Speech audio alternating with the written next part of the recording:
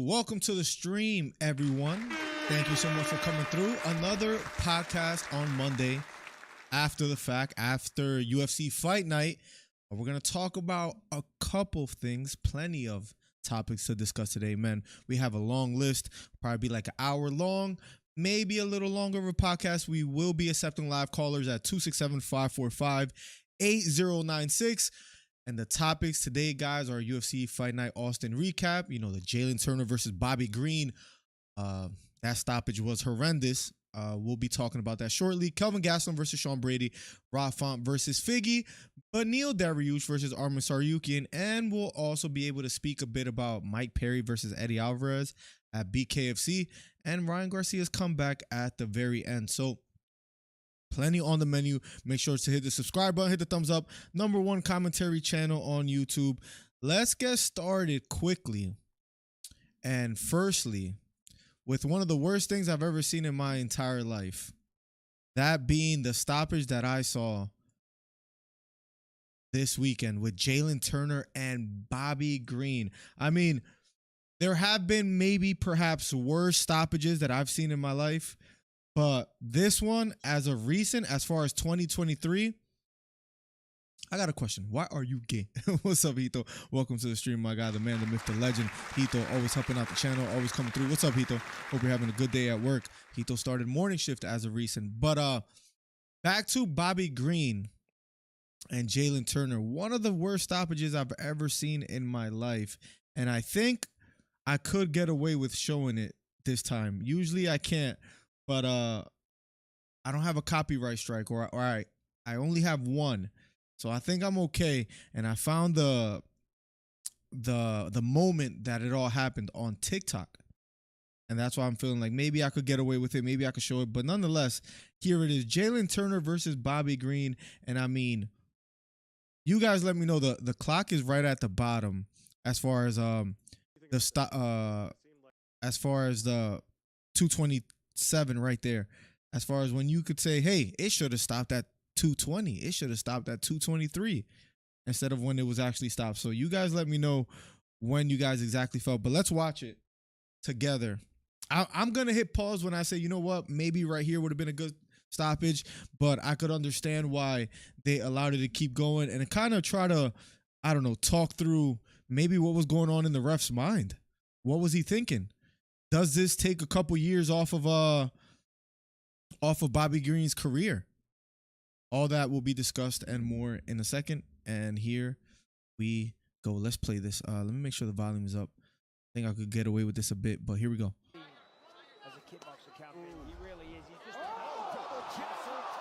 And maybe even right there at 222, when he was hit with that shot, you hear the pop in that shot.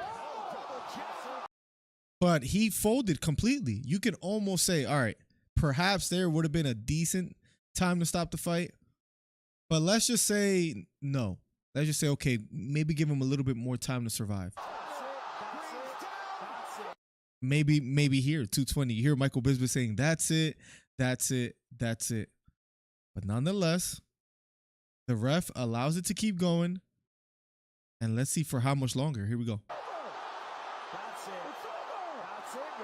You hear the ref. You hear Michael Bisping. You hear everyone saying it's over. But according to the ref, the fight just started. Shout the season, man. I saw a couple jokes online where they were saying maybe Bobby Green owes the ref some money. Maybe Bobby Green, I don't know, took his girl.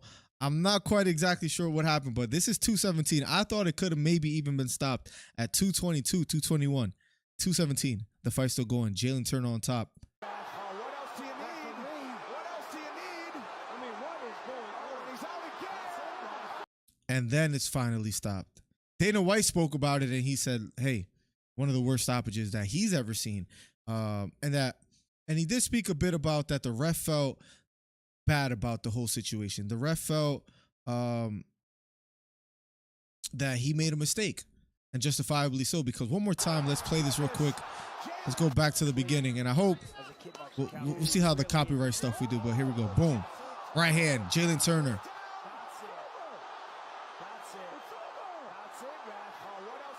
That's it, ref. You hear Michael Bisping in the background.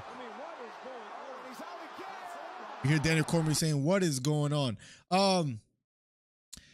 And this is a topic of discussion right now, guys. Bobby Green is 37 years old. Bobby Green is a veteran. Bobby Green has had multiple fights. Bobby Green looked puzzled. He stayed on the canvas for minutes after the knockdown.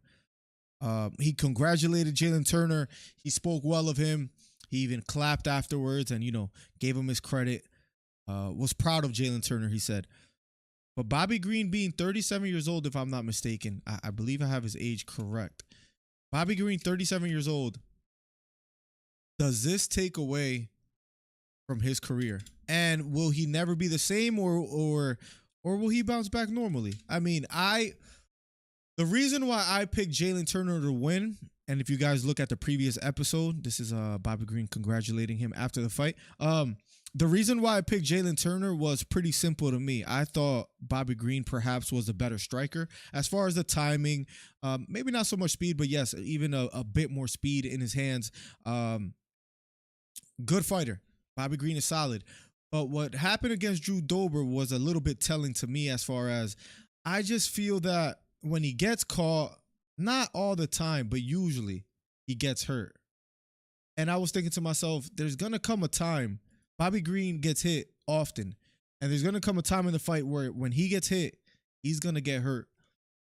Jalen Turner being massive for the division at 155. If Drew Dober, again, I'm always hesitant to use MMA math, but if Drew Dober was able to knock down and knock out Bobby Green, with the range that Jalen Turner has, I just felt Jalen Turner's going to catch him and he's going to hurt him. And we'll talk about my other predictions and how I was overwhelmingly wrong 2 weeks back to back in a row. So I'm having a tough time as of late. So pray for your boy. But again, I just felt that Jalen Turner will catch Bobby Green. And when he does so, it wasn't going to be good news for him.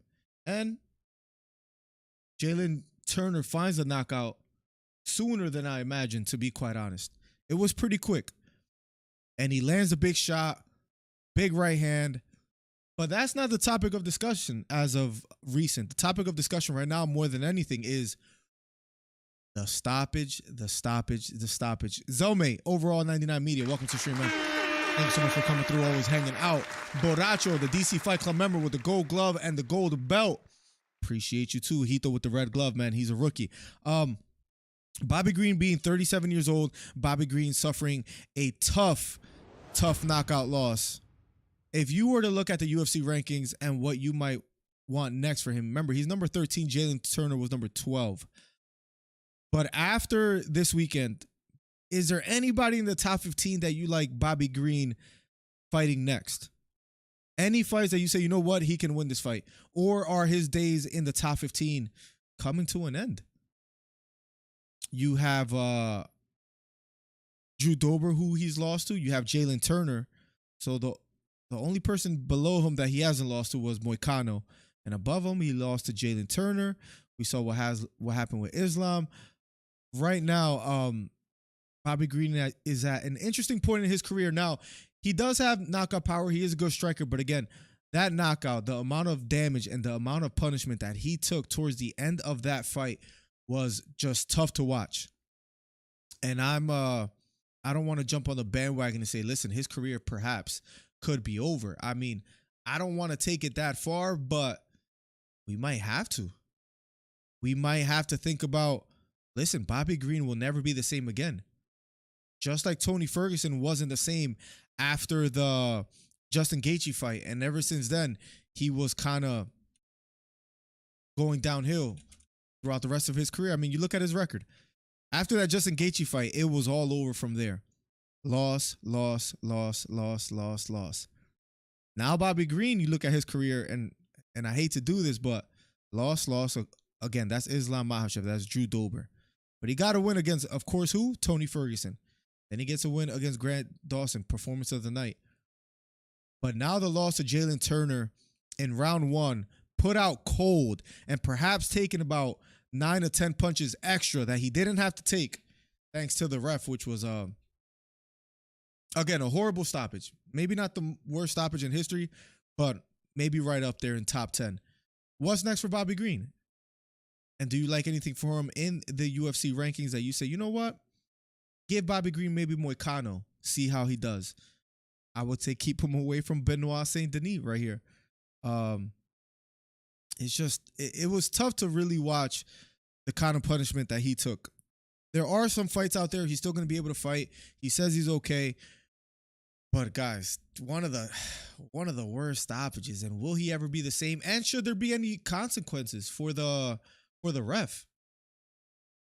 I think that's a fair assessment. When refs make mistake that drastically, it's bad. But another thing I thought about too, and again, 267-545-8096. You could call in, share your thoughts. I'll make sure I play your voicemail back live on stream. I think we have like 2 voicemails, so we'll get to them in a second. So be on the lookout for that. 267-545-8096. But another question I have for you guys is make sure you guys hit the thumbs up. Should there be consequences for the refs? Whether the fight is stopped too early. And another question too is, and maybe we can think about this out loud, is what if a fight is stopped too late or too early? Should there be some kind of judgment, some kind of criticism, some kind of ridicule, anything? Because Bobby Green was at the end, he was covering up, and no community post says Beta Quest, which you are correct about, sir. I'm horrible. And I'm going to put that up right now. I know it's not the same, but when Adesanya versus Pereira, when their first fight where Adesanya got stopped, maybe that was stopped a bit too early. Maybe Aljamain Sterling, I could understand his sentiments against Sean O'Malley. He felt that fight was stopped early. Maybe there shouldn't be any punishment, but something maybe should be done as far as especially championship fights. But maybe the Bobby Green situation is completely different as far as that fight was stopped way, way, way too late. And what do you do there? Yeah, Zelma in the building. Let's go. To be fair, no one I would put Green over. Yeah, we look at this list, man, and it's not. I don't know if there's winnable fights for him in the top 15. I mean, Oliveira, Gaethje, and he's never going to get these fights, at least a top 5. Maybe if we could look at 6 through 10, coming off a loss, probably won't get those either. Arman Tsarukyan is probably going to move up like 4 spots and be number 4 now. But even against Benoit, Jalen, he just lost to. Maybe Bobby Green's time in the top 15 is over. But breaking idea that I just thought about, and people have mentioned this before, so I'm not the first one to bring this thought up, but maybe right now, maybe better than ever as far as timing. Maybe the fight to make now, let's say if Bobby Green, you put him on the shelf for a bit. Let's say if Tony Ferguson and Paddy Pimblett, hypothetically, if Paddy Pimblett wins and beats Tony Ferguson, perhaps then you make the Bobby Green Paddy fight. You can say that Bobby Green beat Tony Ferguson. You can say Paddy beat Tony Ferguson. We'll see who does better in their performance. And then you have Bobby Green and Paddy Pimblett. Maybe that's the fight to make next after Paddy perhaps beats Tony Ferguson. If he gets past him as well too, maybe that's the easiest way. And you know the UFC is about building up fighters, let's be honest. So maybe that's the way you get Paddy Pimblett to jump up to the top 15. It's smart. Does he deserve it? I wouldn't say all that. Does he deserve to be in the top rankings, in the top 15 by beating Ferguson and Bobby? Maybe not, but perhaps that'll be the case.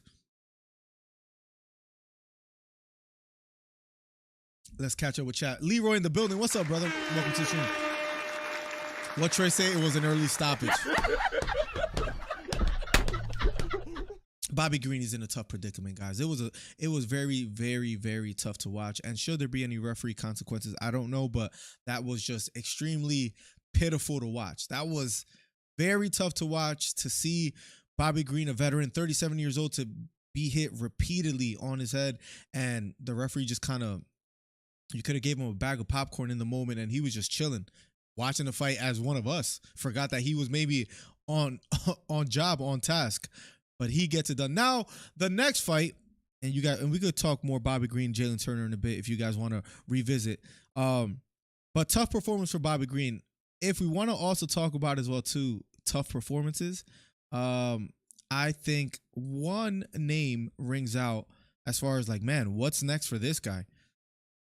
And it's none other than Beta Quest blood cousin, Kelvin Gastelum. And someone in my chat that day that we were live this past week and said, hey, he looks like a fridge.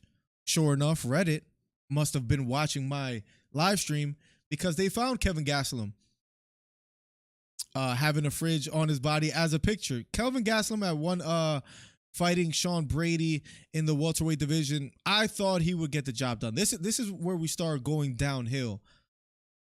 This is where we start saying, you know what?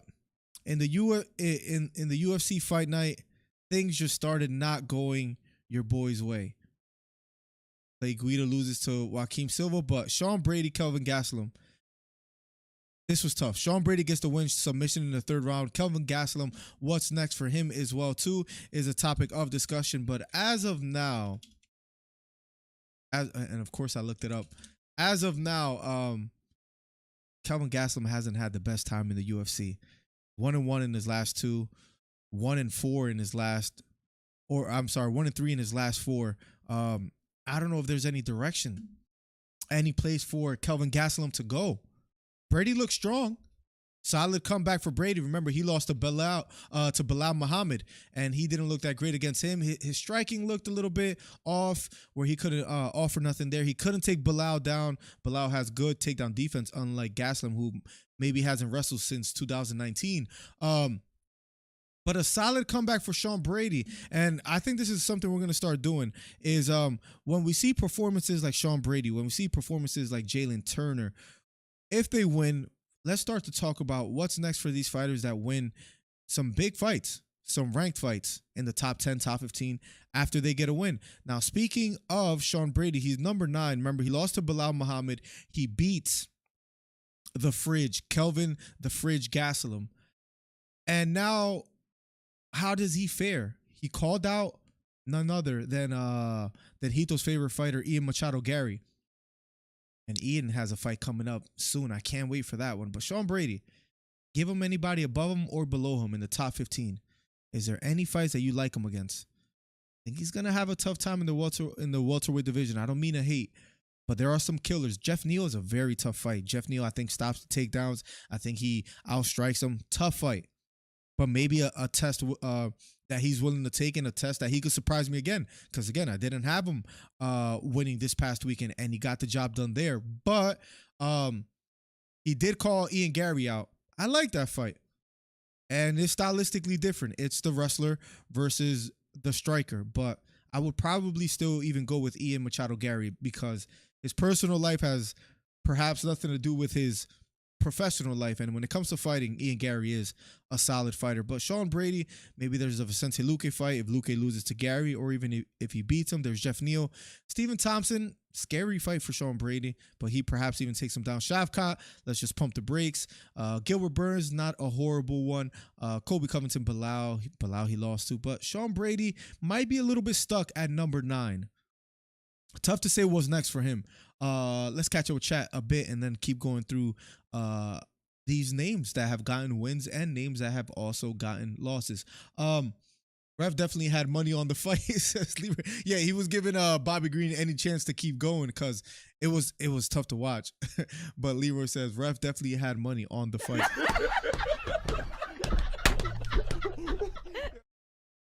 Not just in his head, but right behind his ear. Yeah, those are the kind of blows that you get hit that many times.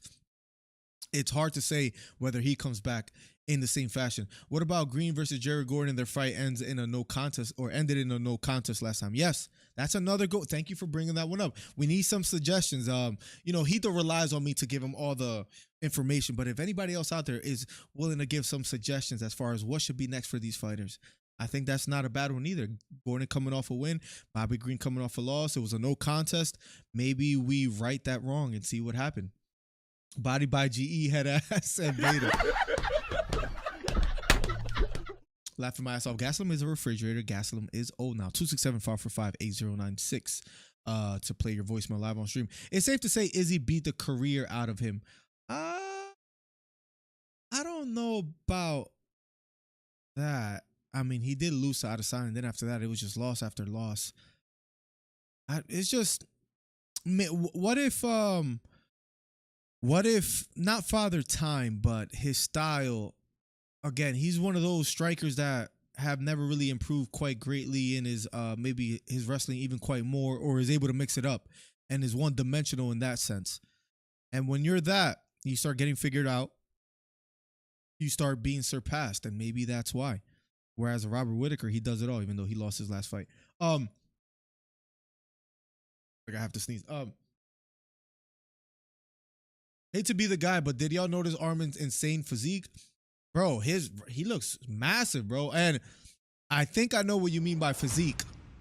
Are you talking about the good old one of these things right here?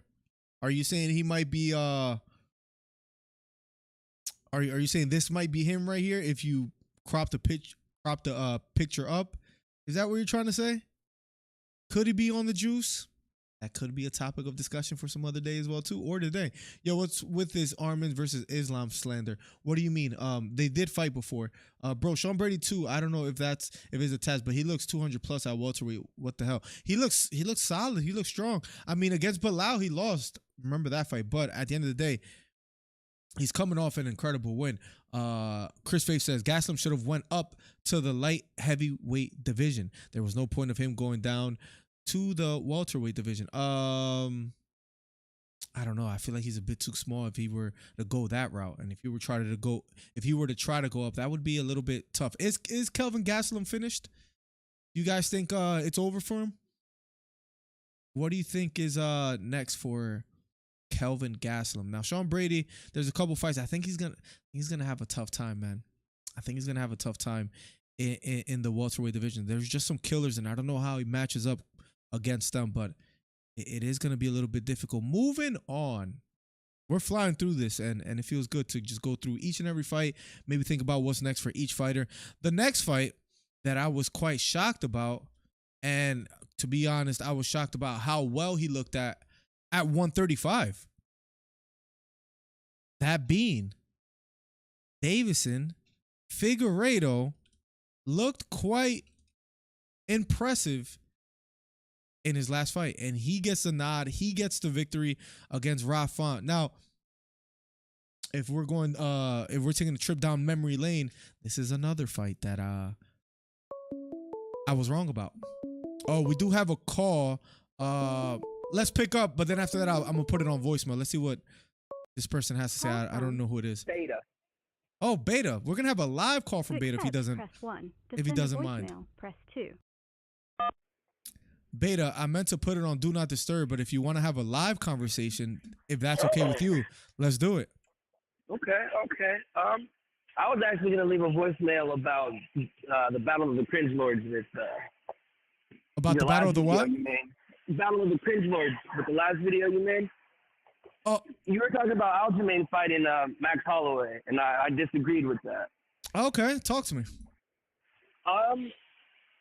While he has the championship effort and he's put up a good amount of defenses, Aljamain, I don't think, is the most loved by the UFC brass. So I don't think they're going to give him Holloway because it's too risky. Like, you say Holloway wins, and now you've just lost another potential fighter for the division. Right. For a chance at the champ. So why not have it be battle of the two cringiest bastards on the roster? Aljo, and actually I really don't think he's all that cringy now that he's taking an L. And Bryce Mitchell, you know that guy. That guy, number 8 in the division, I think. The guy that lost to Ilia Topuria, and then he was crying, saying, "I'm just gonna go do something else with my life. I'm hurt. I got dominated." That guy? Yeah, that guy. Exactly, that guy. That guy who had the most awkward post-fight interview I've ever seen with Dan Ige. That guy. See, Mitchell's he's ranked in the top 10, right? Yep. When you fast track somebody, at least in the UFC, you notice they start between 15-1. We know that he can beat most people in his division. So why not give him one of the people that we know everybody wants to see lose? I don't think I've seen anybody beat positive Bryce Mitchell since he got absolutely dominated by Topuria. And you don't risk losing another star to Max Holloway, who is just the ultimate gatekeeper. No, And it's a BJJ grappling, match. These guys are supposed to be the best at what they do, and they both have decent striking behind it. It's a way better matchup for him, and it keeps him out of the danger of getting fucking shelved by Holloway. So two things. For one, Hito actually agrees with you, and I don't know if I remember a time where you both actually agree on something. He says Aljo and Bryce would be dope. Two, I wish more people would ask for this fight, because I think that's a clever one. We saw the Calvin Kattar one that he was offered, but I'm not crazy about that. Stylistically, they're a bit different. Why not make it like a Bryce Mitchell, Aljo, two grapplers? Even a Aljo versus Brian Ortega would have been interesting, but for some reason, maybe it's because of the inactivity of Brian Ortega. I would rather see Aljo and Bryce and see how that plays out. Yeah, I think Ortega's being offered the year fight in Mexico, right? So he's probably off the shelf anyway. Mm-hmm. No, so, which is true as well too. They're probably waiting on that. So it's just, I don't think Kattar is a good fight for anyone except for maybe like a Josh Emmett. If he wants to go out one more time and kind of get one more W, but I don't see Calvin Kattar having much longer in the division either. He just had a ugly break. And Aljo's good, but I don't think he needs to prove himself against somebody like Kattar, who, outside of, I don't even know what notable wins he has to keep him at that spot. So I just don't think he has the name behind him for Aljo to risk going up against him. Does that make sense? No, that's fair. And another factor too, I was thinking about Beta as well, is just there won't be that much excitement. I do think, ironically, I know Aljo isn't the biggest name, but I think if you match both Bryce Mitchell up and Aljo, that'll get the interest of the fans. It'll be kind of left field where most people didn't see it coming, and with Bryce Mitchell, with his trash talking, with Aljo moving up in weight for the first time, seeing if he could hang in the division, I personally, I love that fight, if not Max Holloway. But would you be mad? Would you be as opposed what if they do give him Max? Would you have still preferred Bryce, or would you be okay with that? I'm more worried for him if he takes the Max, because I just don't think there's too many people in that division that can beat him. I just think it's a bad idea. I think that's the same reason the brass didn't give Topuria the Holloway fight, because you lose a potential star if he loses. So why crash and burn in your very first attempt at the division? Like, Figueiredo is a champion. By all means, he should have got a shot at somebody bigger than Rob Font, but that's who he got, right? So why not take that same approach? If you're as good as you say you are, you'll get to where you need to be. That's fair, and the risk versus reward, it is a little bit scary, because if he loses to Holloway, then what? But I do feel you have kind of that Sean Strickland versus Adesanya, where if he does win, it's just insane. Not that he's not already a star, but it's just the reward you get for beating Max Holloway. You'll become that guy that came from 135, went up in weight, and beat the guy that nobody in that weight could beat. And nobody could beat that gatekeeper. And I don't mean to say that as a people hear me call Max Holloway as a gatekeeper and they get upset. And I don't mean no disrespect. He's just that good. I don't see nobody else under. Yeah, and it is the truth. I don't see nobody under him beating him. I don't see Yair Rodriguez, Ortega, Allen. Well, they've fought before. Topuria, Emmett, Kattar. None of these guys I have them beating Holloway. Right. So if Sterling gets it done, it's almost like, damn. Like yeah, but I don't think Sterling is that good. I don't think Sterling has the conditioning to keep up with Max's output. I agree. If he doesn't get the fight to the ground, Beta, it's over. Like it's jab, it's 1-2s for a long night, and it'll probably be a 5-round fight, and he'll probably never be the same after that fight if he loses to Holloway, because he's gonna take a lot of punishment. So I agree. Yeah. It's a huge risk. I think he's overestimating I think Holloway is just too much of an overestimation of his skill if he decides to go up. Like, and I'm being biased because I just watched Figgy absolutely rock Rob Font for 3 rounds. Yeah. So it's like, start slow, because if you got it, you got it. And you really want to Yeah. know where you're at in the division before you shoot for the. I mean, Holloway outside of Volk is the poster child for 145. That's Yeah. not. You don't want to waste your star. You don't want to gas out before you even get to the line to start. You know what I mean? No, that's yeah, That's my because thing. right. No, absolutely. And I had that fight in the back of my mind too. Like Figgy looked great at moving up. Maybe Sterling could take the slow, and he's been so active that maybe it is best to take it a little bit slower than fighting the number one and trying to fast track it. Because after that, the fights are only going to get tougher. He beats Holloway, then what? He fights Volkanovski or Topuria.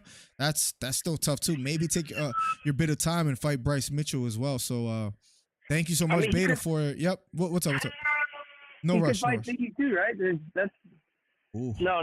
Figgy went to 135. My No, bad. no. Yeah, yeah. Figgy, That was- Figgy might have a title aspirations himself after doing what he Figgy did to needs to go up Rafa. to 145. That dude is crazy how small he is and how much power he. I for thought he being was such gonna a look. small guy. I thought he was gonna look tiny against Rafa. He looked damn near equal. It was weird. Yeah, no, for real. I don't know how he was insane making to see. 125 this whole time. By almost dying, he gave up his Yeah. chin for that, man. For That's real. true. That's true. Well said. But I'll get out of your hair now. You got a show to run, so I appreciate you listening. Beta, great to talk to you live, man. I'm sure Hito took down some notes. Thank you, man, for the call. No problem, brother. You be good out there. You too, man. Later. There you have it, ladies and gentlemen. Beta Quest with a very, very good call. Let's catch up with chat a little bit. Aljo beats Max, perhaps, but tough fight. I think if I had to bet what the betting odds will be, Max Holloway versus Aljamain Sterling, I'm gonna say like a minus 225 or so for Max Holloway. I think it'll be that much of a margin, because I do think Max is that good. I do think no one else in the division at 145 beats Max Holloway, and to expect a 135 pounder in Aljamain Sterling to go up in weight and to win in his first fight at featherweight against arguably one of the featherweight GOATs, that's tough. Maybe not featherweight GOATs. That might be a little bit too high of a claim, but one of the greatest to ever do it, one of the best fighters in history, that's gonna be tough. But we still need to talk about, Hito says he's gonna call in, so we'll wait on that. In the meantime, we talked a little bit about Figgy and Rafa, and I thought Font was going to be able to keep the distance. I thought he was going to be able to keep him at range. He wasn't able to. Figgy looked great. What's next for Figgy in the rankings before we move on to the next fight, which I can't wait to talk about, that being Beneil Dariush and Arman Saryukin. But real quick, bantamweight division, Figgy beats number 8. Now you look up in the rankings, Song Yadong, who we're gonna see fight this weekend, Marlon Vera, Piotr Jan, Corey Sandhagen. Is there any of these names? Henry Cejudo, I doubt he fights. They've trained together. Morad Dvalishvili, Aljamain Sterling, who's probably out, and Sean O'Malley. Any of these names that you guys will feel confident in saying, you know what, that's the next fight if Figgy were to move up that he should fight next. Now, the Marlon Vera fight, let's say Vera loses to Sean O'Malley, I could see Figgy giving him some trouble. They both don't have that much output, so it'll be quite interesting. Piotr Jan is a dangerous fight with his striking. We'll see what's next for him. Corey Sandhagen, very dangerous. But maybe the next fight, I just feel like, or even the Merab fight, the Merab Dvalishvili fight, I could see Figgy doing a decent job nullifying the takedown. So that's another one too. What's next for Davison Figueiredo, and what's next for Rafa as well too at number 8, and he loses to a 125 pounder that moved up in weight, and now he's 0-2 in his last 2. Remember, he lost to Corey Sandhagen, and now he lost to Figgy. So we can also wonder what's next for Rafa, but a tough loss. Now moving forward, ladies and gentlemen, this was a tough one for me, and again, remember I said it was It was tough for me to watch this weekend because the picks were not all the way there. Oh, you left a voicemail. Do you want to call in and talk in person, or do you want me just to play your voicemail? I forgot that I put it on Do Not Disturb. Let me know, Hito. If not, I'll just play your voicemail. And I got Chris' voicemail to play as well, too. Bro, Martinez beats Davison. Stop it. You think, hey, did you mean Marlon? As far as, or you even think Jonathan Martinez beats him at number 11? But I don't know about that. And Hito, let me know, because if not, I'll take it off Do Not Disturb. Moving on. Figgy didn't look the best, but he did beat Rafan. Rafan has one of the best jabs in the game. Rangy, tough fight to beat. You saw what he did to Yanez. Voicemail. Okay, cool. Before we talk about this fight, which was very tough to see, very tough to watch, that being Arman Tsarukyan versus Beneil. Before we do that, let's play the next voicemail. This is by Hito609, Hollywood Hito. Let's play it and see what he has to say. If he has anything of relevance to say. Here we go. Hito609. Oh, so we're doing live for Beta and not for me. Okay, cool. All right. Hold on. I hope if Beta, if you're out there, please let me know you heard. Please let me know you heard Hito say that, because that's hilarious. Here we go. Hito609. Oh, so we're doing live for Beta and not for me. Okay, cool. All right. Let's keep it going. Well, I'll put it this way. I think Aljo beats Max, or whatever. You guys can go into that detail. But you know what really, like... To say that Aljo beats Max so confidently worries me a little bit. That's interesting. I want to kind of be real here and talk about Sean O'Malley. I think the way that Sean O'Malley is handling this win over Aljo is driving me crazy, and it's actually kind of getting me annoyed. All right, we already know the UFC is going to protect you. They're not going to give you the rematch with Aljo. And we clearly know you don't want to. Stop bringing up Aljo's name every 2 seconds. You're like rubbing it in his face at this point. Like, oh, you can't get a second fight with me. And it's like making me think like you're scared of him, bro. Like, why are you trying to convince the guy to stay up a weight class? Why you keep bringing up his name? Why are you like, oh, why are you starting fast fighting Max Holloway? No, like, you talk a scared UFC fighter, a scared champion. And it's clearly like you're only going to fight for paydays and not like the best competition. And now I'm kind of getting... Question for chat, because you could tell that Hito is fuming, speaking of Sean O'Malley and maybe being scared of Aljo. Is Sean O'Malley scared to give him that rematch, or does he just in his own mind really believe there's no worth in fighting? There's no value in fighting Aljamain Sterling because he knocked him out in the second round in the fashion in which he did. Is it a lose-lose situation if he fights Aljo again, or is it more that he's actually scared, just like Hito's saying? Which one is it? Let's rewind a bit. Only going to fight for paydays and not like the best competition. And now I'm kind of getting annoyed at Sean O'Malley. So, you know what? Kudos to Aljo wanting to fight Max. You know what I mean? Agreed as well too.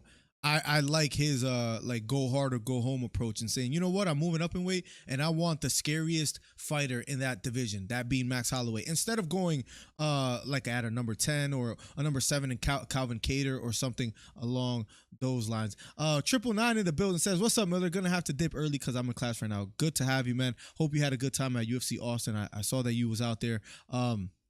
How you doing today, 999? Hope you have a good day in class. Good to have you back and hanging out with the crew. Let's keep playing the voicemail. I get what Beta's trying to say, like not losing a star or whatever, but still, at the end of the day, like, I give him props at least he's trying to fight somebody, where I think O'Malley is like not only ducking people, but he's also like throwing it in their face when he's ducking them.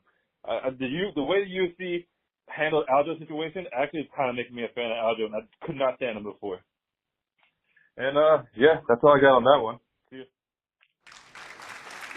Shout out to Hito for that call. Listen, I came out with a video yesterday and I spoke of Aljo.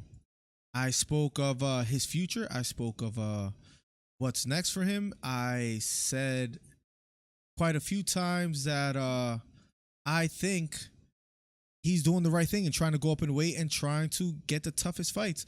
If you're curious about that video, maybe watch it later after the stream. It's right there. But hit the thumbs up, leave a voicemail over there, or a comment over there. I like Aljo's outlook. He made me a fan. There was a point where, remember when he won the title and people were criticizing him because they called him the fake champ. They said he was boring. But at the end of the day, he gave Petr Yan the rematch.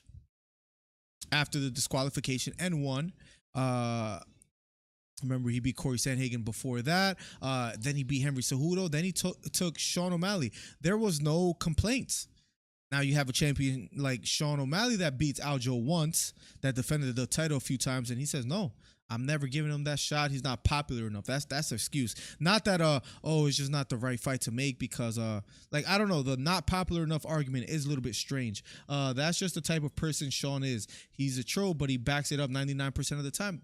Well, that's another good point as well too. He at least at the end of the day is the type of fighter to back it up when he's in the octagon. He was what, number 11 when he fought number 1 ranked fighter Piotr Jan, and he gets the job done and he wins. So we do have to give him credit for backing it up when backing up his talk when he loses, or I'm sorry, when he fights and whoever he fights. But at the end of the day, it is a little bit corny. So I'm in agreement with you. Aljo has made me a fan. I said that in the last stream. As crazy as that might sound, Aljo has made me a fan of his, and I'm looking forward. I hope he gets the Max Holloway fight, but I do like the other option that Beta said as well too, that if he doesn't get Max Holloway, give him someone like Bryce Mitchell. I think that's a very fascinating fight to make for Aljamain Sterling. Now, moving on, one of the last topics that we'll get to today, which is quite intriguing as well too. And it was tough, guys. It was tough. The man, maybe not so much the myth, maybe it's just reality. But Arman Tsarukyan, and this is the fashion in which he wins, dominates, obliterates Beneil Dariush, guys. Tough break if you pick Beneil to win, but did he really back it up against Piotr? That was a split decision win where I thought that Piotr Jan won that fight as well too. So good, 2 good points for you today, Hito. I'm proud of you. So that's true. We'll see it. The UFC wants to protect him though. I think that's fair to say. Now, Arman Tsarukyan versus Beneil Dariush, guys. I had Beneil winning. I thought it would go the distance. I thought it would be closer than what it was. But that right hand that you see over here that landed for Arman Tsarukyan obliterates Beneil Dariush, and he gets the round 1 finish. And it's time to talk about the man that I thought would be the toughest fight. Let's just be completely transparent, completely honest. The man that I thought would be the toughest fight for Islam if he got past Oliveira was Beneil Dariush. Or if he got past Arman, I would say, listen, you know what? It's still a good fight to make. But he gets starched. And he's number 4 right now. Speaking of Beneil, he loses to number 8, Arman Tsarukyan. He's now on a 2-fight losing streak after he was on a 11-fight, 10-fight winning streak or something along those lines. Feel horrible for him. Is it time to hang it up? Hate to use the R word, retire, and say, you know what? I've done enough. I fell a little bit short. I gave it my all. I fought the toughest fights. Nothing to hang your head on. Nothing to be to not be proud of. Or does he just take some time off, and is there any path for him to climb up? Because he's probably going to move down to what, number 5, number 6, number 7. Who knows? Beneil Dariush gets starched by Arman Tsarukyan. And the other topic, while we think about that as well too, are his title aspirations done? But while we dwell on that, we also got to talk about, is Arman Tsarukyan the man that just beat Beneil Dariush? Is he the future? And right now, is he the toughest fight for Islam Makhachev? Because if I had to say, and if I'm looking down the list right now, Charles Oliveira, Gaethje, Poirier, I do like what I see from Gaethje as of late. I do believe he has improved. He has come a long way since that Khabib fight, and we saw glimpses of that because, of course, he beat Poirier. He dominated Ferguson. He just looks more patient in the octagon. He just looks more focused, like he's going in there with a game plan and not just spamming leg kicks and not just trying to knock out his opponent. It looks like he's way more strategic, that being Justin Gaethje. So I think maybe I will put him right up there as being one of the toughest fights for Makhachev. But if it's not Gaethje, and we still have to see how Oliveira versus Makhachev plays out, but if it's not those two, right now the most dangerous fight for Islam Makhachev, perhaps, and he might even jump over those two. perhaps the toughest fight for him is Arman Tsarukyan. Arman Tsarukyan looked incredible. He looked incredible in his last fight. He knocks out a man that I guess you could say now has been knocked out before, so it's not like Oliveira hasn't knocked him out. But he did it in dominating fashion. Now, there will definitely retire Beneil. That might be the way to go, Leroy, because it was tough. It was very tough to watch. Hollywood Hito says, Beneil, I feel bad for. He will never get a shot at the belt. He maybe should have gotten one sooner, but yep, it's over. And that's, man, Beneil Dariush, he should have got a title shot maybe 4 fights ago. As crazy as that may sound, I know that sounds like hyperbole, but 1, 2, 3, 4, 5, 6, 7, 8. He was on an 8-fight win streak, and look at the names that he beat. He beat Ferguson. He beat Gamrot. He beat Dober back then, Thiago Moises, whoever they put in front of him, Holtzman, Diego Ferreira. He beat some big names. Now, if he would have beat Oliveira, I might be naive in saying this, I do believe if he would have beat Oliveira, he would have got the title shot next. And that's where it all went downhill, because he loses to Oliveira. And you say, you know what? If he beats Arman Tsarukyan, at least he gets a solid win, and then he has the wins over Gamrot, Tsarukyan, and he's still right up there, and he still potentially gets a shot. But then he loses.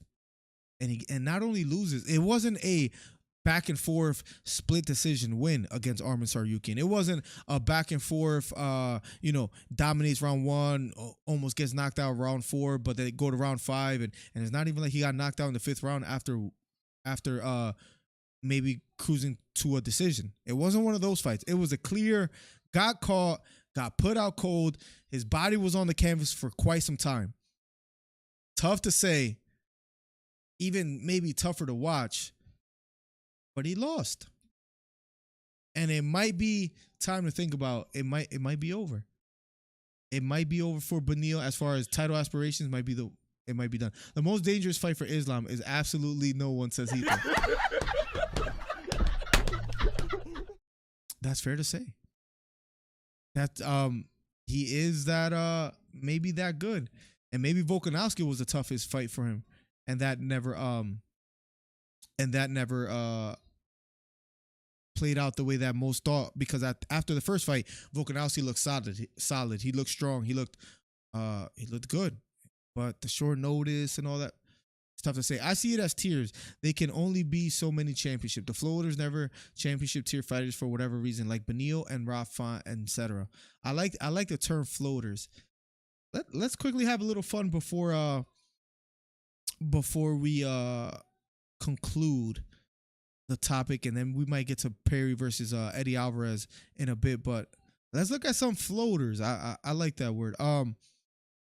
Maybe a floater might be Merab, because the way that, I don't know, he's just not that entertaining. Maybe the UFC doesn't give him the shot. If he does get the shot, he potentially wins. So maybe not fair to call him a floater.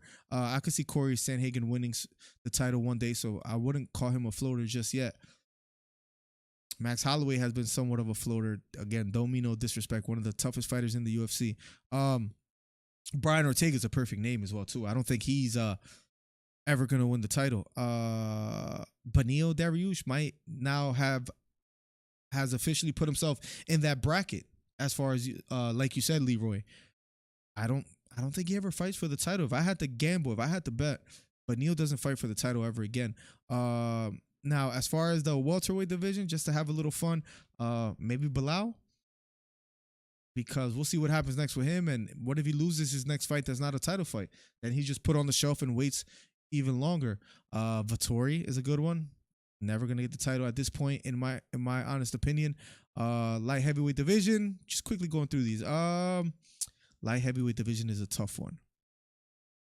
Uncle Live, I still think has aspirations. Blachowicz, maybe after losing, even though it was a close fight against Pereira, might be another one too. And heavyweight division, Cyril Gane might be the next floater as well. He might fight for the title again, but it was just abysmal in the fashion in which he lost against John Jones. Shevchenko, I think she could get the title back. Maybe Juliana Pena never gets it again. Who knows? Because her skill set maybe not all the way there. But yeah, Those are a couple interesting names. It's interesting you brought that up. A nice little maybe we need to make a video called "Floaters of the UFC Division." Not Murad, but his window of time is closing. Yeah, if he doesn't get a shot soon, or if he dare loses a fight, it might be over for him. Brother, Barbosa KO was horrific, and how long ago was that? The Barbosa knockout. 2000.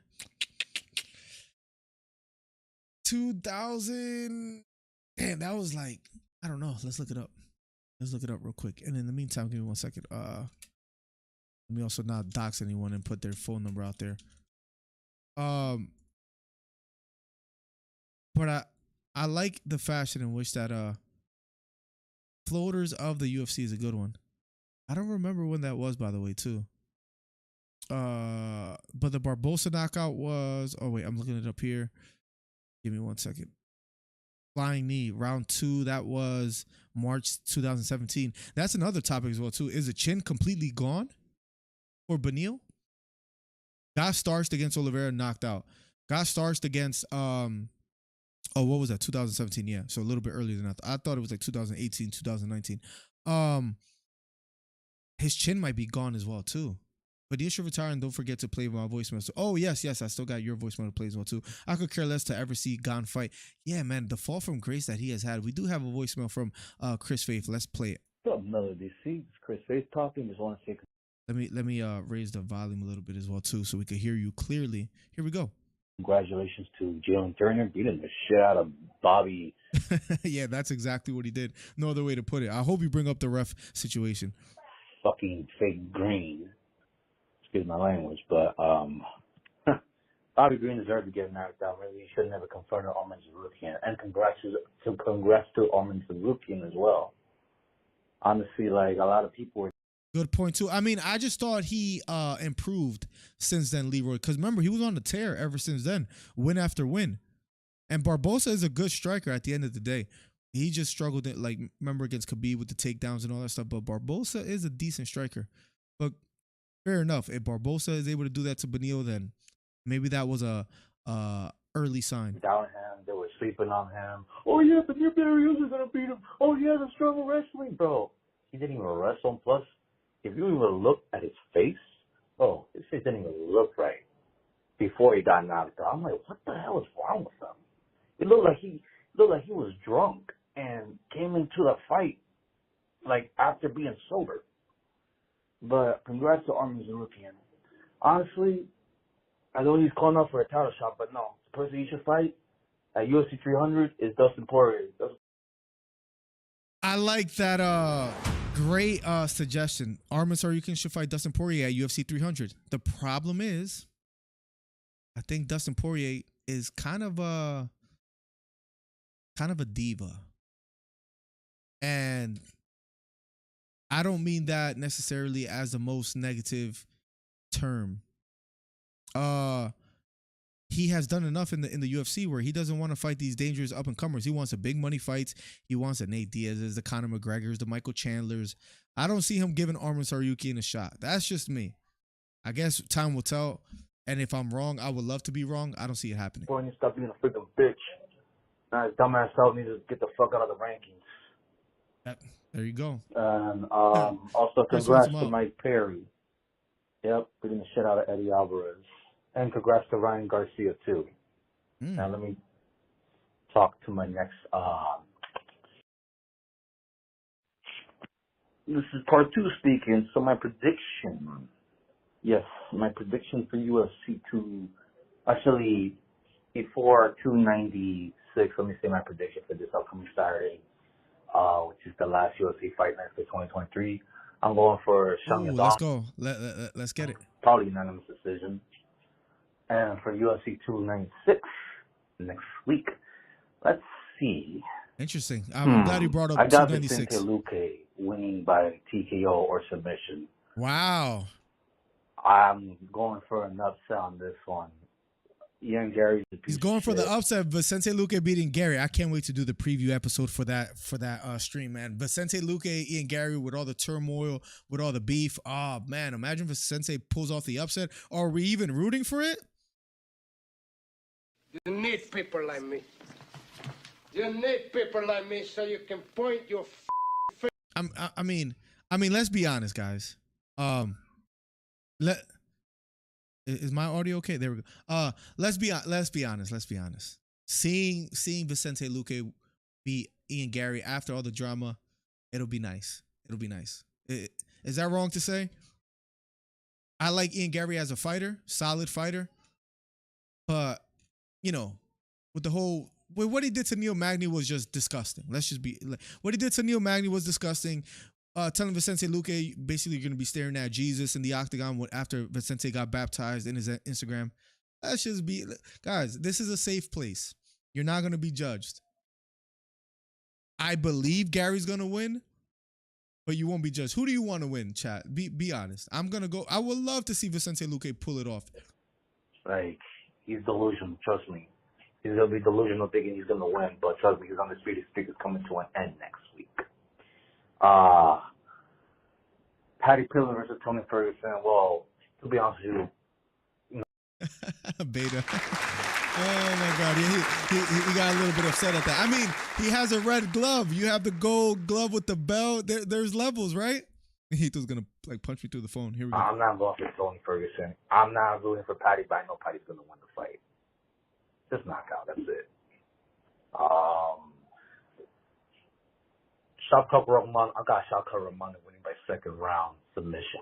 Got Shavkat beating him. I'm tired of one of the boys. I surely won the bitch Thompson.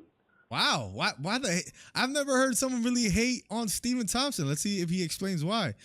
Hold on, Wonder BITCH. I don't understand. He's a wonder bitch because he thinks he could beat him, bro. You declined the fight last year. Now you want to fight because you declined it last year. Fuck you, Wonder Boy Thompson. Co-main event, Alexander Pantoja versus Brandon I'm about to say Brandon Morrival. Well, simply, I got Pantoja. I see him winning. I don't see Brandon Morrival winning. I don't even know why Brandon Morrival is fighting for the title. Like, it doesn't make any sense. It is a little weird matchup to make, right? Main event, Covington versus Edwards. Well, I'm not rooting for Covington. I'm going for Edwards, but if Covington wins, it's okay. I don't care, I'm good sure who's going to win the main event, That's it. Luque has looked very off in his last few fights. Thank you for the call, Chris Faith. Solid call, man. Thank you for the entertainment, man. That was actually really fun to listen to. Yeah, Vicente Luque hasn't looked great. Remember, they have trained together as well, too, Leroy. So I wonder if that plays a factor on how confident Luque feels in there, maybe even how confident Ian Gary feels in there. Is it better for the UFC? Like Hollywood Hito said, Ian winning is better. Absolutely. The matchups, the money that they'll make by Ian Gary winning and the potential matchups that they make for him, if and when he does win, it is better. But it'll be nice to see. Like, I'm a sucker for rooting for underdogs anyways, I'll be honest. I love rooting for underdogs whenever I feel they have a chance. But yeah, I think Gary's striking is just going to be a bit too much for Vicente Luque. I think his feigning, his ability to move around the octagon, his footwork is going to be just a bit too tough. How many accounts does Beta have with a glove? He brought out the OG. He brought out the OG account. Let's go. But you got to change that picture. That's what's doing you dirty right now. But Luke, yep. Hello, Chris. Maybe, but they don't call me Hollywood for no reason. Ian gets the headlines. There's only one Beta, Hito. There's only one Beto. Guys, super fun live stream, guys. We've been live for an hour. Listen, let me be quite honest. I feel like I'm enjoying these podcasts more and more every week, and I think we're getting better. I think the entertainment was there as far as like the topics that we talked about, how we went through each fight, how we got some live callers, how we got some voicemail callers, the future potential fights that we could talk about. It has been extremely, extremely fun to talk about. Now, if there's any other topics that you guys want to discuss before we get out of here, feel free to leave a voicemail, and if I see it before we end the stream, we'll talk. And if not, we'll head over to the next stream. But tonight or today was extremely fun. One of the most entertaining podcasts I think that we've done. I think your boy's just getting better. The far card emos, that just means Trey is trash. I gotta hit up Trey and see if we are still doing a podcast tonight at 7 p.m. So I'll keep out on the lookout for that. Steve Williams in the building. Oakland and Sacktown, the Bay Area and back down. Cali is with it, but they back down. Give me love. Shout out to you, man. Steve, how you doing today, bro? I hope everything is good. We covered a lot today, Steve, as far as UFC Austin, you know, the Beneil Dariush fight. I see that strike is here, says Chris Faith. The Beneil Dariush fight, Arman Tsarukyan, Rafon. I guess my closing, let's think about this out loud. I didn't plan this, but I'll show you what I did plan. Look, we covered all these topics: Jalen Turner versus Bobby Green, Kelvin Gastelum, Rob Font, Beneil Dariush. We didn't talk Mike Perry versus Eddie Alvarez, so we might head into that. So maybe that's another top. You know what? Do we go down that route and talk about BKFC a little bit? Let me say one thing before my closing arguments. Mike Perry versus Eddie Alvarez. Again, I've been saying this week after week, month after month. I almost want to say year after year, but we're not there yet.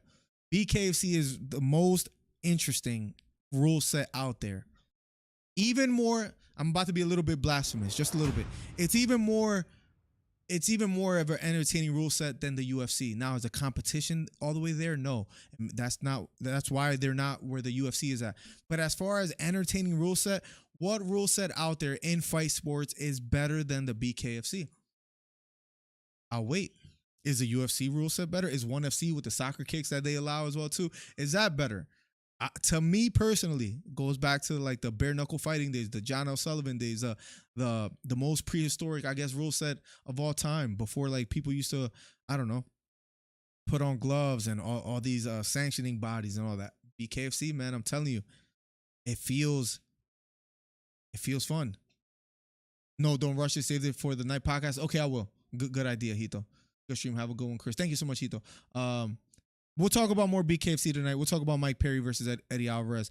We'll talk about Ryan Garcia coming back. But I do give Ryan Garcia, you see it right there, his performance in winning in a comeback fight was a 6 out of 10.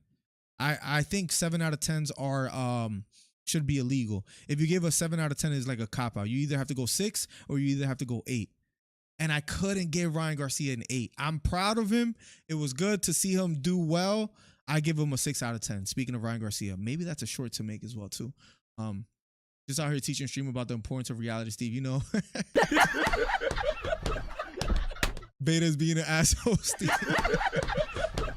Super fun stream, guys. We're gonna get out of here. Thank you guys. Every Monday morning, we're gonna be doing this. A lot of fun.